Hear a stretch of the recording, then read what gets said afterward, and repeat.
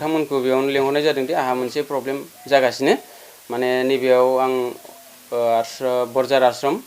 आरोग्य मन्दिराव मोखाङावनो मोनसे दखान होनानै आं फिसा बिजनेस सोलिनो होननानै आङो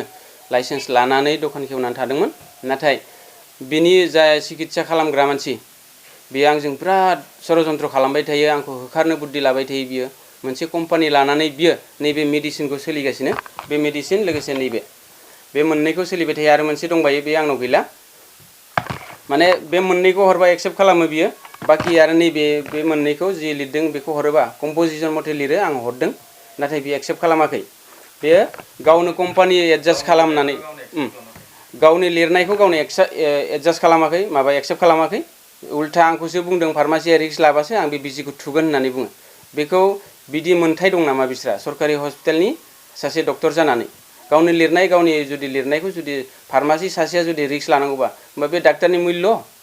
बेथ' जानो हाया जेब्लाबो आंनि साननायाव दा जाहाथे जोंनि गेदेर गोलावफ्रा बेखौ एक्सन लायो आं बेखौ बिथांमोननियाव निमाहा आर'ज गाबनाय थाबाय जाहाथे बेखौ एसे माबा मोनसे खालामो बिनिफ्राय जाहाथे ट्रेन्सफार खालामहरनो हानाय जुदि केपासिटि दंबा जोंनि दा जा मिनिस्टार जा चरण बर' सार आं बेनावबो अन्नानै आखाइ खबजबनानै निमाहा बियोदि जाहाथे बेखौ बिथांमोना बिदि जों जा षड़यन्त्र खालामबाय थादों जोंनि बर' हारिजों बेखौ जाहाथे बिनिफ्राय गोजानाव ट्रेन्सफार खालामहरनो आं बेखौ आर'ज गाबबाय लोगोसे बियो आंनियाव जा पेसेन्ट फैयो किसुमाननि पेसेन्टखौ बुङो मिथुनाव लायोबा डिलिभारिया सिजारिं खालामनांगोन बे एखे मेडिसिन नैबे ओमफ्राय मोनसे गेसआ गैला किन्तु एस'मिप्राजलानो आइरना बेखौ गावनो लिरो बेखौ पेसेन्टनि सिगाङाव बुङो सासे मुस्लिमनि सिगाङाव बुंदों बियो बे पेसेन्टआ जुदि मिथुनाव लायोबा सिजारिं खालामनांगोन किन्तु गावनि नैबे श्रेया मेडिकेलाव लायोबा नर्मेलाव हामगोन नैबिदि आंखौ बिदि फाननानै हरो आरो बे पेसेन्टनि सिगाङाव आरो गावनि नैबे सेलेनफोरखौ जुदि लाया गावनि लिरनायखौ पेसेन्टफोरनि सिगाङाव मा बुङो मेडिसिनखौ हरा बे हस्पिटालनिखौ किसुमान बहुत बे सिगाङावनो जाबाय आरो जेथिया आङो बे हस्पिटालनि सासे जाय जों फार्मासिजों बियो षड़यन्त्र लोगो लानानै हेफाजाब खालामनानै बे बिजनेस सोलिगासिनो मोनसे कम्पानि लाबोनानै बे कम्पानिखौ बियो गावसोर सानैजों सोलिगासिनो राना होननाय बियो कारपिटियानि मानसिया ओमफ्राय बियो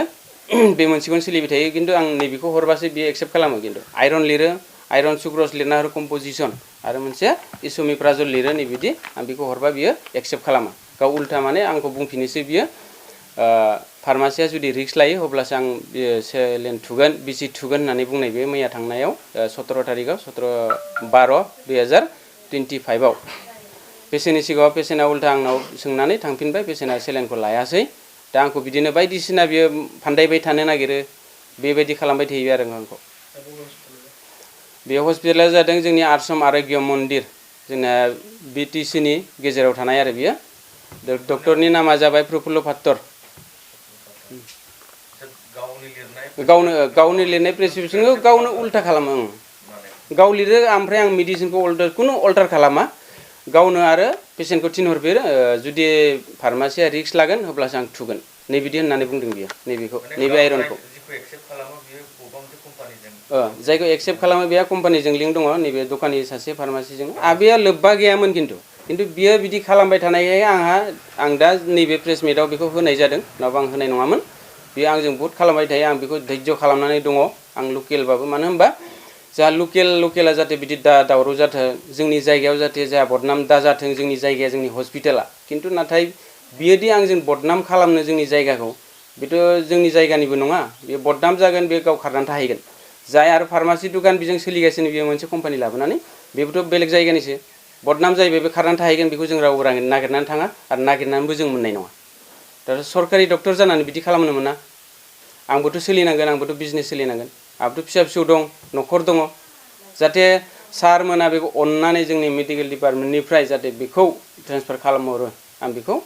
नोंथांमोनाव आर'ज गाबनाय थाहैबाय बिनि सिगाङाव आङो उपाय गैयियाव आं बेजों खननै रायज्लायखांबाय किन्तु बियो आंजों जा रायज्लायदों बेखौ बियो एक्सेप्ट खालामा आंजों दावराव दावसि जायो बिनि उनाव आङो मा खालामगोन जोंनि संगठन मानसिखौनो लाबोबाय जोंनि प्रेसिडेन्ट सेक्रेटारि आबसुनि बिथांमोनजोंबो आं लानानै रायज्लायबाय बिथाङा बुंबाय जागोन दे एबार आङो बिदिनो लिरसिगोन सोलिगोन होननानै खिन्थु साननैसो जादोंमोन साननैसोनि उनाव आरो लोगो लोगो नैबिदि आंखौ नैबिदि मोनसे फान्दायलायबाय आरो बियो बेबायदि लिरनानै गावनो लिरो गावनो आरो एक्सेप्ट खालामफिना आंथ' बेखौ मा खालामनो जागासिनो आरो दा उपाय गैयैयाव आं बिदिनो लाइन लादों जाहाथे बेखौ आयेन मथे बिनिफ्राय